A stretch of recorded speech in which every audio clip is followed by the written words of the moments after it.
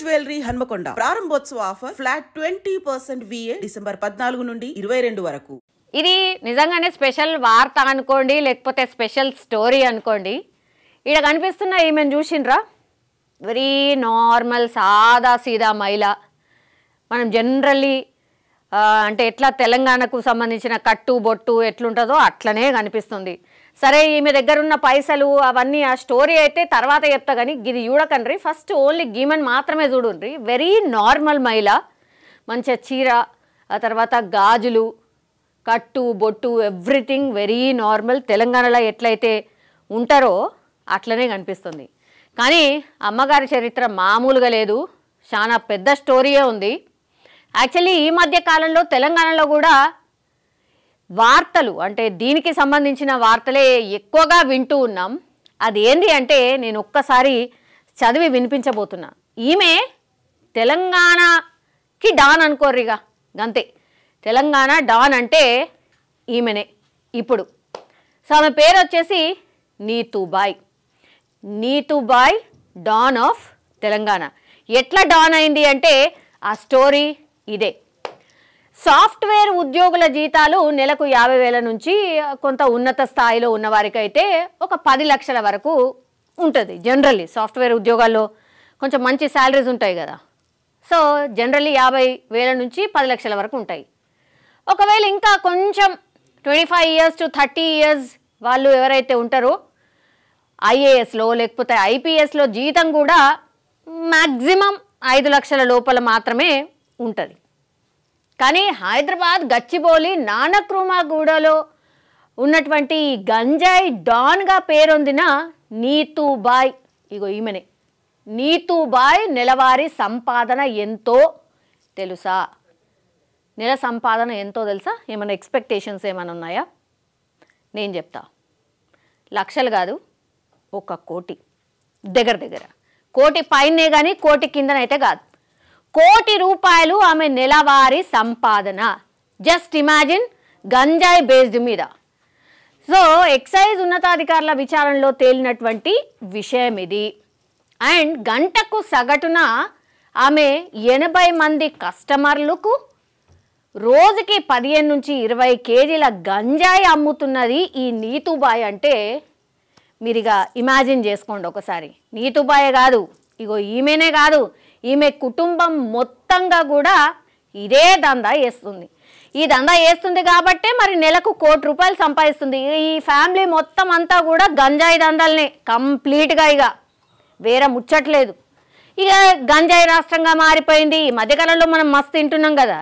ఎందుకినము ఇట్లా ఫ్యామిలీ మొత్తంగా కూడా ఇగో ఇట్లా ఈ దందా వేసుకుంటా రోజుకి 15 నుంచి 20 కేజీల గంజాయి అమ్ముతున్నారు అంటేనే గంజాయి విక్రయం ఎంత పెద్ద ఎత్తున తెలంగాణ రాష్ట్రంలో జరిగింది ఆర్ జరుగుతోంది అన్నదానికి ఎగ్జాంపులే ఈ స్టోరీ అనుకోవచ్చు. సో వీళ్ళు కూడా కొంత డీప్గా ఈమె గురించి చాలా కాలం నుంచి వెతుకుతున్నారు. ఇంతకు ముందు కూడా గతంలో కూడా ఈమెను అరెస్ట్ చేసిండ్రు. కానీ ఏం జరిగింది ఒక్కసారి నేను చదివబోతున్నా. సో ఈమె దందాపై ఎక్సైజ్ ఉన్నతాధికారులు ప్రత్యేక టీంతో నిఘా పెడితే 15 నిమిషాల్లోనే ఒక 20 మంది కస్టమర్స్ గంజాయి కోసం వచ్చినట్టు తేలింది. ఇంత పెద్ద ఎత్తున గంజాయి దందా జరుగుతున్నా కూడా, నానక్రామ్ కూడా మరో ధూల్పేటగా తయారైనా కూడా మామూలు మత్తులో జోగుతున్నారు అధికారులకు. ఆమె పూర్తిగా అధికారులు ఈమెకు సహకరించడం, పూర్తిగా కంప్లీట్గా ఆమె ఏదైనా పట్టుబడంగానే వాళ్ళే ఈమెకు ఇన్ఫర్మేషన్ ఇచ్చుడు, ఈమె కొంత డబ్బులు ముట్టయ్యేప్పుడు ఆ తర్వాత అంతా కామ్ డౌన్. ఇది గత కొన్నేళ్లుగా నడుస్తున్న పరిస్థితి. సో ధూల్పేటలో మాత్రమే గంజాయి దొరుకుతుంది, ధూల్పేట పోతే అసలు ఈజీగా గంజాయి దొరుకుతుంది అనుకుంటే పొరపాటే. నానక్రామగూడని కూడా ఆమె ధూల్పేటగా మార్చేసింది. ఇప్పుడు పోతే ధూల్పేటలన్నా జర అంటే ఎక్కువ ఫోకస్ ఉంది కాబట్టి ధూల్పేటలన్నా దొరుకుతుందో దొరకదు, కానీ నానక్రామగూడలో ఈమె హయాంలో పక్కా గంజాయి దొరుకుతుంది. ఇది ఆమె సామ్రాజ్యం. అందుకే ఆమెకు డాన్ అని పేరు పెట్టారు. సో నానక్రామగూడకు చెందిన నీతూబాయ్, మధుబాయ్ వాళ్ళిద్దరు కూడా అత్తకోడళ్ళు.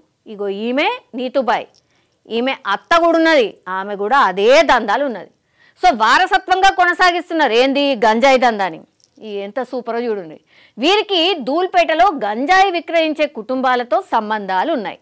ఈ క్రమంలోనే అత్తా కోడళ్ళు ఇద్దరు ఇతర ప్రాంతాలకు గంజాయి సరఫరా చేయడం, విక్రయించడం మొదలుపెట్టారు. అంటే ధూల్పేట నుంచి తీసుకొస్తారు, వేరే వేరే ప్రాంతాలకు సప్లై చేస్తారు. తర్వాత గంజాయి కేసుల్లో పట్టుబడిన నీతుబాయి గతంలో 2-3 సార్లు జైలుకు కూడా పోయింది. ఈమె గతంలో 2-3 సార్లు జైలుకు కూడా పోయేసి వచ్చింది. మళ్ళా తిరిగి వచ్చిన తర్వాత కూడా అదే పని స్టార్ట్ చేసింది. ఒక్కసారి అలవాటైంది కదా, గంత పైసలు ఉన్న తర్వాత ఎవరు మానేస్తారు? అంటే నిగరాని లేదు, ఇక జస్ట్ పట్టుబడ్డదా, లోపలేసినామా, ఆ తర్వాత ఆమ్యామ్యాలు ముట్ట చెప్పింది, తర్వాత బయటకు వచ్చింది, సింపుల్. మళ్ళా అదే దందాను కొనసాగిస్తుంది. సో ఈ 2021లో శేర్లింగంపల్లి ఎక్సైజ్ అండ్ ప్రొహిబిషన్ అధికారులు ఆమెపై పీడీ యాక్ట్ కూడా నమోదు చేశారు. 2022 అక్టోబర్లో జైలు నుంచి విడుదలైన తర్వాత నీతుబాయి మళ్ళీ అదే దందాన్ని స్టార్ట్ చేసింది.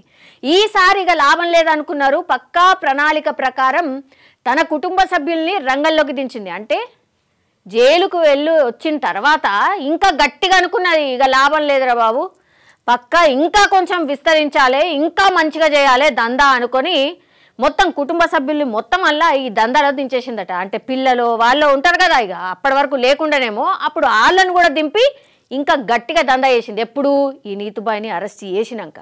ఇది ఉల్టా ఉంది లెక్క. దాని తర్వాత ప్లాన్లో భాగంగా నానక్రామగూడలో 2 కిరాణా దుకాణాలు ఏర్పాటు చేసింది.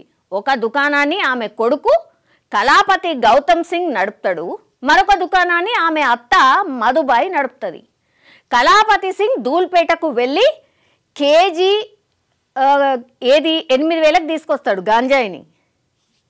20 కేజీల అంటే 8,000 పెట్టి 20 కేజీల గంజాయిని రోజు తీసుకొస్తాడు ధూల్పేటకి వెళ్ళి. ఎవరు? ఈ నీతుబాయి కొడుకు. తర్వాత ఏం చేస్తాడు, మంచిగా కిరాణా షాప్ ఉన్నది కదా, ఆ కిరాణా షాప్లో పెట్టుకుంటాడు. ఆ గంజాయిని 10 గ్రాముల చొప్పున చిన్న చిన్న ప్యాకెట్లలో పెట్టి ఒక్కో ప్యాకెట్ని 250 రూపాయల చొప్పున తమ దుకాణాల్లో విక్రయిస్తారు.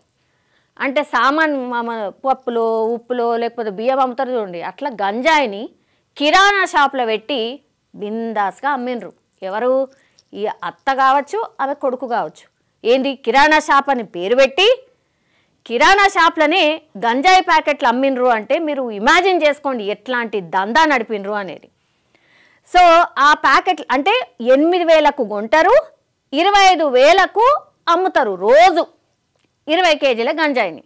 ఒక్కో కిలోకి 17,000 లాభం వస్తుంది. రోజుకి 20 కేజీల గంజాయి అంటే దాదాపుగా 3.4 లక్షల దందా రోజు ఆ కిరాణా షాపుల ద్వారా చేసిండ్రు. అంటే మీరు ఇమాజిన్ చేసుకోండి అసలు ఏంది ఇది. చాక్లెట్ల రూపంలో మనకు చిన్నపిల్లల స్కూళ్ళ దగ్గర కూడా దొరికినాయి అన్నారు కూడా. సో ఇదే అన్నట్టు పూర్తిగా ఒక 5 గ్రాములు 10 గ్రాముల చొప్పున వాళ్ళు ప్యాకెట్లు కట్టి ఎక్కడంటే అక్కడికి సప్లై చేసి పడేసిండ్రు. అంటే ఏ నిగ్రాని లేదు అని అనడానికి కాదు ఇక్కడ. యాక్చువల్లీ నిగ్రాని ఉంది, ఇదంతా జరుగుతుందని తెలుసు, ఆమ్యామ్యాలు ముట్టినాయి. ఎంక్వైరీలో అదే కదా తేలింది అధికారులకు, పోలీస్ వాళ్లకు. ఇక ఆ డిపార్ట్మెంట్లో ఆ చుట్టుపక్కల ఉన్న వాళ్ళందరికీ కూడా ఏం సప్పుడు ఏకుర్రి, మేమిడ వితౌట్ ఎనీ చాలా సీక్రెట్గా కనీస క్లూ కూడా ఉండకుండా మేము మా దందా వేసేస్తాం, మీరు ఇటు మొక్కన రాకుండ్రి అని చెప్పి పూర్తిగా ఈ దందా నడిపినరు. ఎప్పటి నుంచో కానీ 2022 నుంచి ఇంకా గట్టిగా నడిపారు. సో రోజుకి 3.4 లక్షలు. సో ఏడాది క్రితం అయితే కళాపతి సింగ్ను అంటే ఆమె కొడుకునైతే అరెస్ట్ చేసిండ్రు టీనాప్ పోలీసులు. వారి సంపాదన చూసి వాళ్ళే షాక్ అయ్యారట. నిజమే కదా, వాళ్ళకు కూడా లేదు జీతాలు. మరి గంజాయి డబ్బులతో గాంధీనగర్లో G+2 ఇల్లు. ఇది బాగా చూడండి. గంజాయి డబ్బులు గంజాయి అమ్మి తెలంగాణ మొత్తం యూత్ని ఆగం పట్టించి చాక్లెట్ల లేక పొట్లాల లెక్క చిన్న పిల్లలకు కూడా వంచి యూత్ని అయితే అసలు మొత్తం అలా పూర్తిగా మునిగి తేలిపోయినరు. కానీ వాళ్ళు సంపాదించింది ఎంత? సంపాదించింది ఒక్కసారి చూడండి, లెక్క చూడండి. గంజాయి డబ్బులతో గాంధీనగర్లో G+2 ఇల్లు, లంగర్ హౌస్ గచ్చిబౌలిలో 2 పెద్ద G+2 ఇండ్లు, 2 కార్లు, 2 ద్విచక్ర వాహనాలు కొనుగోలు చేసినట్టు గుర్తించిండ్రు. వాటితో పాటు 16 బ్యాంకు ఖాతాల్లో 1.53 కోట్లు డబ్బులు ఉన్నాయట. 16 బ్యాంక్ అకౌంట్లు, ఏది గంజాయి దందా చేసేటోళ్ళకి 16 బ్యాంక్ అకౌంట్లు ఉంటాయి. అందులో 1,53,00,000 పట్టుబడతాయి. రోజుకి 3.5 లక్షల ఇన్కమ్ అంటే మరి ఇవన్నీ ఏంది? గాంధీనగర్ అంటే మామూలు ముచ్చట్న G+2 ఇల్లట, ఇండిపెండెంట్ హౌస్. తర్వాత లంగర్ హౌస్ గచ్చిబౌలిలో. ఇమాజిన్ చేసుకోండి ఒకసారి, లంగర్ హౌస్లో ఎంత ఉంటుంది ఒక ఇండివిజువల్ హౌస్, గచ్చిబౌలిలో ఎంత ఉంటుంది ఒక individual house, G+2 floors house వీళ్ళందరికీ కూడా. ఇక డాన్ కాకపోతే ఇంకేమవుతుంది? గంజాయి అమ్మి డాన్ అయింది. ఈ లెక్కలు మరి ఎవరికైనా సరే అసలు ఇంత సంపాదన చూసి అసలు ఎవరికైనా ఇగో మొత్తం స్వాధీనం చేసుకున్న సొత్తు విలువ 5.2 కోట్లు. 5 కోట్ల అధిపతి ఈ అమ్మ, ఈ డాన్ అమ్మ, నీతుబాయ్ డాన్. మొత్తం ధూళిపేటని ఇంకో నానక్రామగూడని ఇంకో ధూళిపేట వేసింది అన్నట్టు. ఏడికి పోతున్నాం? ఏం చేస్తున్నాం? ఏడుంది నిగ్రాని? చూడండి, లక్షల్లో మామూలు ఇచ్చింది మేడం గారు. లక్షల్లో మామూలు ఇచ్చి ఈ దందాని, ఈ సామ్రాజ్యాన్ని ఏర్పాటు చేసుకుంది. సింపుల్. మీరు చూడండి, నీతు సామ్రాజ్య విస్తరణకు ఎక్సైజ్, లా అండ్ ఆర్డర్ పోలీసులు పూర్తి సహకారం అందించారని తేలింది. అందుకు ప్రతిఫలంగా ఆమె వద్ద నుంచి ప్రతి నెల ఎక్సైజ్ శాఖ అధికారులు, లా అండ్ ఆర్డర్ పెట్రోలింగ్ పోలీసులు లక్షల్లో మామూలు తీసుకుంటున్నట్టు సమాచారం ఉంది. ఎప్పుడైనా ఉన్నతాధికారుల నుంచి ఒత్తిడి వస్తే నామమాత్రంగా కేసులు నమోదు చేస్తున్న పోలీసులు కేవలం 1/2 కేజీ గంజాయి మాత్రమే స్వాధీనం చేసుకున్నట్టు రికార్డులో చూపిస్తున్నారు. చూసిరా, కిలోలు రోజు అమ్ముతున్నారు, 1/2 కిలో 2 కిలోలు చూపెడుతున్నారు. అంటే బాగా ఇట్లా జరుగుతుంది, అసలు మీరు ఏం చేస్తున్నారు అని పై అధికారులు ఏమన్నా ఒత్తిడి తెచ్చిండ్రు అనుకోండి, అప్పుడు మాత్రమే అప్పుడప్పుడు ఇట్లాంటివి ఉంటాయి. అది కూడా నామమాత్రంగా చాలా తక్కువ సార్, గింతే, ఏం లేదు, అది పెద్ద ఏం మనము అసలు ఏమంటారు పంచే ముందే ఆరు అమ్మే ముందే మనం పట్టుకున్నాం సార్, అది ఏం లేదు, మళ్ళీ మేము చాలా స్ట్రిక్ట్గా వార్నింగ్ కూడా ఇచ్చినాం సార్. ఇవి గ్యారంటీ ఈ ఆఫీసర్స్ ఎవరైతే ఉన్నారో, నీతుబాయ్ అండర్లో ఎవరైతే ఉన్నారో వాళ్ళందరూ కూడా అవి ఆన్సర్లు చెప్పిన ఉన్నతాధికారులు కావచ్చు అనుకుంటారు. ఒకటే ఉంటుందా?